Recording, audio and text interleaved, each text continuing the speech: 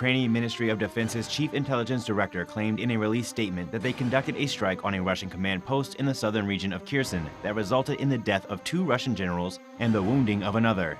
Ukraine claimed that Yakov Ryazantsev, the commanding general of the 49th Combined Arms Army, was reportedly among the dead. The Russian military had no comment on this action. On April 22, 2022, the armed forces of Ukraine struck a devastating blow at a forward command post of the 49th Combined Arms Army of Russian occupation troops located a short distance from the battle line in the Kherson region. The statement said, "The result, the field control point of the 49th Combined Arms Army was destroyed. 2 occupier generals were eliminated and 1 was seriously wounded and evacuated in critical condition." That statement was confirmed by presidential advisor Oleksiy Arestovich, who said during an interview that 50 senior Russian officers were in the command center when it came under attack. But he didn't elaborate on any casualties. "Their fate is unknown, but I think it must be miserable," Arestovich said. During the early stages of the Russian invasion, the Black Sea port city of Kherson was the first city to fall as Russia was trying to use it as a launching point to sweep into Odessa. Kherson is an important cog in the already stretched thin logistical lifeline to the Crimea to the south. The Russian military is using the city as a rail link, allowing them to move artillery and heavy equipment into the region. The Russian advance on Odessa has been stopped by increased Ukrainian resistance around the city of Mykolaiv, which has been heavily shelled by the Russians, especially in the civilian areas.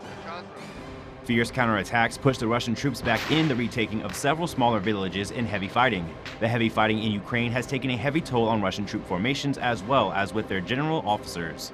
If this latest claim by the Ukrainians is true, that would push the number of Russian generals killed in 2 months of combat to 10. In contrast, during the American 20 years in Afghanistan, only 1 general was killed, and that was from an inside green-on-blue attack by an Afghan soldier who was ostensibly an ally. So why are so many Russian generals dying? The answer has several factors that are the cause. The first is a lack of junior leadership, which is and has always been a glaring lack in both the Soviet and Russian militaries. In the West, and especially in the US, the non-commissioned officers are the backbone of the army. NCOs in the Western militaries have the authority and the duty to make critical decisions at the tactical level during combat operations.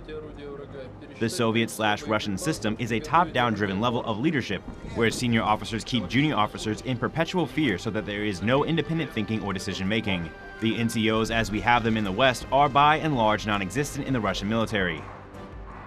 Senior leadership under the Putin regime follows the same principle as in the Soviet model that he so passionately pines for. Senior leaders are chosen and put into positions of power not on their leadership attributes, but on their loyalty to Putin. This goes all the way to the top of the food chain. Putin chose Sergei Shoigu as the Russian defense minister, and he had no military experience. His biggest qualification is his unquestioned loyalty to Putin. This lack of leadership at the junior levels has forced Russian generals to move to the front of advances and take an active role in operations that would be handled by officers of much lesser rank in the West. This has the effect of hindering the overall plan, as in the West, general officers would be farther behind the front and able to see the entire tactical situation and be better able to allocate troops and resources to where they are most needed. This lack of leadership is apparent in the utter lack of the understanding of the combined arms approach that in the West is practiced to a fine art. Russian armored formations have no coordination with air assets and have run forward of artillery support while sticking to the roads. This has led to horrendous casualties. Due to the rampant corruption, the Russian military has only a fraction of the Azar encrypted radios that protect their communications. Many Russian commanders are even having to resort to commercial handheld radios and even unencrypted cell phones, which makes them easy prey to jamming and pinpointing for strikes by artillery. In a report in Foreign Policy, a European diplomat said that Russian commanders aren't getting enough communications from the front, forcing them forward. They are having to go to the front line to make things happen, which is putting them at much greater risk than you would normally see. Another factor is the invaluable lessons learned factor of warfare. During the Russian invasion of Ukraine in 2014, the Ukrainian military was taught a painful lesson. They surrounded their command posts with tanks and troops, making them easy targets for Russian jamming and artillery strikes. They were sighted by Russian surveillance drones and were hit hard. The Ukrainians learned from this lesson, the Russians forgot about it, and are now paying for it. Since the start of the war, no fewer than 31 Russian command posts have been hit and destroyed by Ukrainian air and artillery strikes. How the Ukrainians are doing so well at locating the Russian command posts may be a combination of them using unencrypted cell phones as well as getting shared intelligence from Western militaries. The Post in Forbes mentioned that a British Royal Air Force RC-135 signals intelligence aircraft was flying over the Black Sea, only about 150 miles from Kherson, around the time of the attack on the 49th CAA headquarters. The British could have located the command post and shared it with the Ukrainians, although that is just conjecture.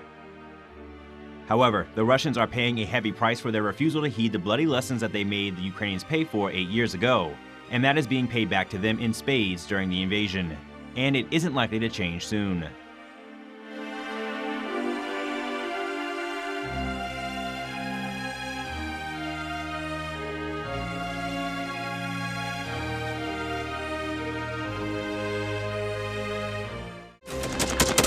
Thanks for watching, and don't forget to subscribe.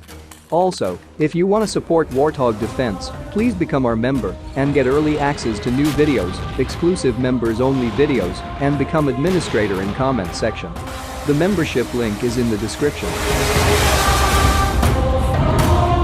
Rescues every day. We had a guy last week at 6 rescues in 6 days.